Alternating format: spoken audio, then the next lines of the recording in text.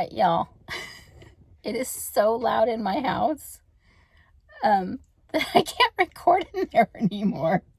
Because we tried to move things around. Remember I told you we went through the whole thing? So it's a 3-bedroom house, and, you know, we were trying to get kids spread out evenly. And so I decided to have me and my husband give up our room so that the boys could have their own room, you know. So 2, 2, and 1. We have one that she's a grouchy teenager and nobody wants to share a room with her.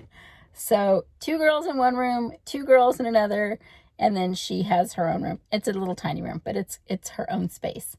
And so we gave up our room, and I thought, oh, it'll be perfect. Well, I mean, it's great that they have their own space, but now I have no place to go to that is quiet at all. And the garage it's like it amplifies sound. And it's flipping cold down here right now. So I'm sitting in my car, and I am going to try to film a few days worth of this because I'm freezing. And it's going to be Christmas break. Now, I'm not going to do all that long today. I'm going to maybe do 3 and see if I can figure out something else in the meantime. But it is what it is. Oh, you like my highlights? Lined it up a little bit, huh? Okay. Oh, my glasses. All right. So with that explanation, here we go. December 15th, Goya and Melville.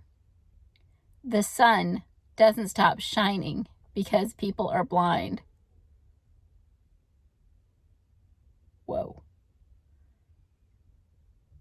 Oh my God. I am in my car and I can actually hear the kids screaming from inside the house. It's the youngest one. He's been a pest and the other ones are tired of it. And he starts fights and he gives it his all and he tries to hurt them. And so they're at the point where they're like, you're not a baby anymore. We're going to kick your ass.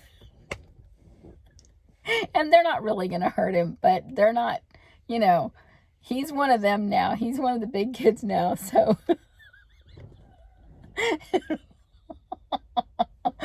oh my goodness. All right.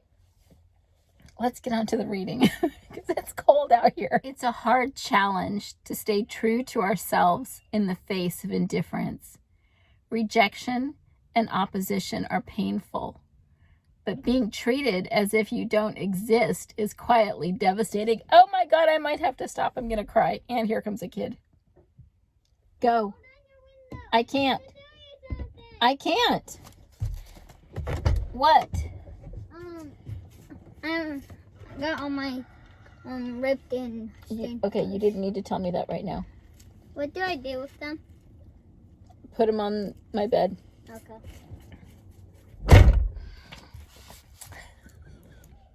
I'm having them clean out all their old clothes. Oh, man. Okay. I don't even know if I'm going to be able to keep reading.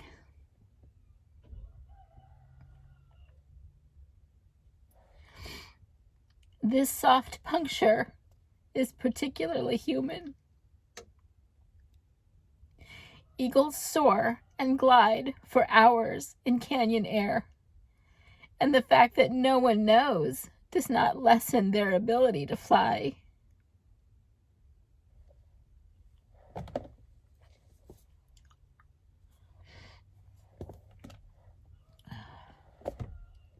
It's the holidays, y'all. Emotions are high. But for us, there is a constant, elusive heroism in being who we are, especially when we are misunderstood, judged, or ignored.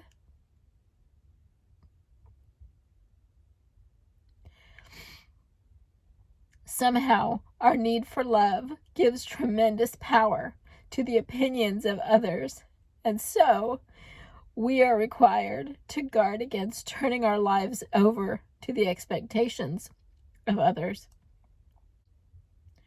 A great example of hearing one's deeper self is in the Spanish painter Goya.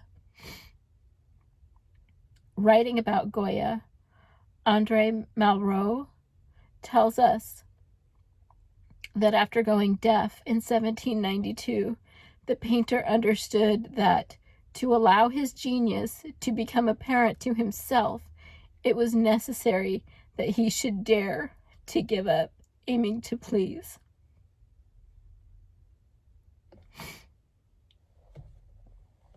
It is both touching and instructive that Goya couldn't fully realize his God-given gifts until he went deaf to the demands of those around him. One of the saddest examples of being ignored is the novelist Herman Melville.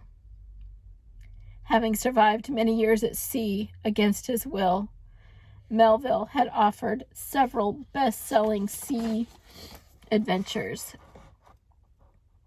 But when he opened his soul and wrote Moby Dick, two things happened. One of the greatest novels ever written by an American was birthed, and the American public laughed at the great white whale and its maker. He was ridiculed and dismissed. This deep and sensitive man was so wounded by this that he painfully withdrew. And at the age of 32, at the height of his powers, he virtually stopped writing for nearly 40 years. Tragically, he extinguished his inner voice because those around him couldn't hear. I carry both Goya and Melville around with me as reminders of how precious and unique each of our gifts is. No one can really know what you are called to or what you are capable of but you. And even if no one sees or understands, you are irreplaceable.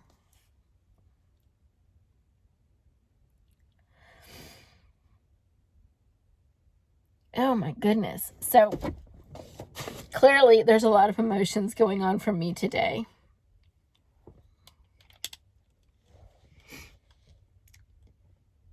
And part of it is that it's the holidays and it's a stressful time.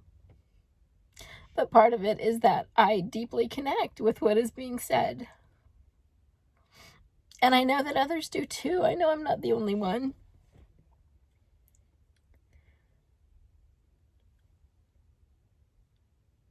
My mailman is coming.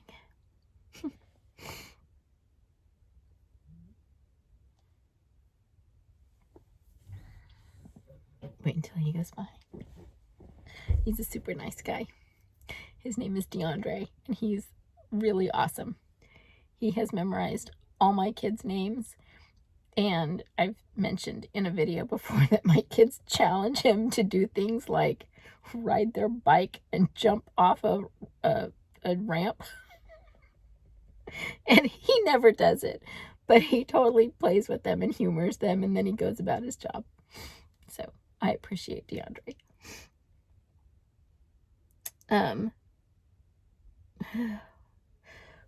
Okay, I'm just gonna let it go because that kind of broke my sadness for a minute, and I think instead of trying to return to the sadness, we're just gonna move on to mindful moment. God, I hope it doesn't kick my ass too.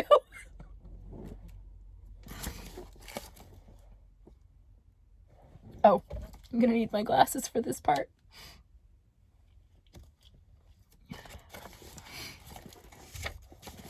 Sorry, I'm working around my steering wheel.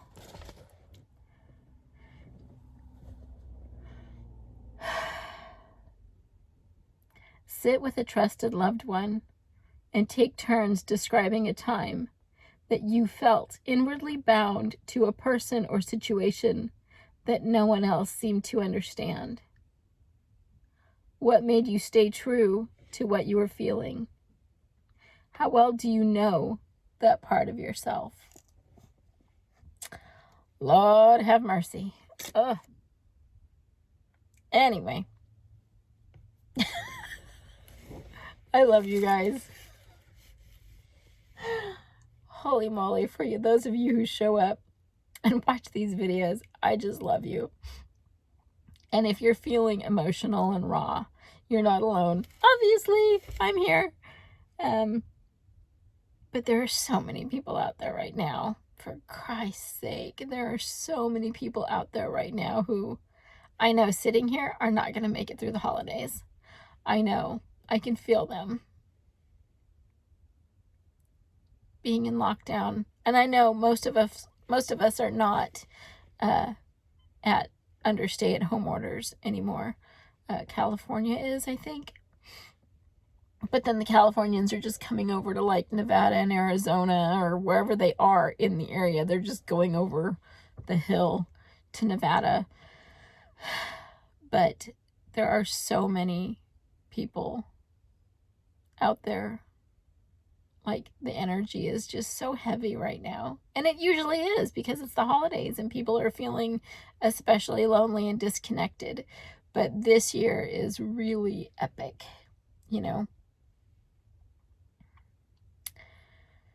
My heart goes out to all of them. I wish I could find them and just hug them and tell them they're not alone and that things will probably get better. They might not, but chances are if you stick around and you stick to it, things get better. You keep working at it. They don't just get better magically. You have to actually put some effort in.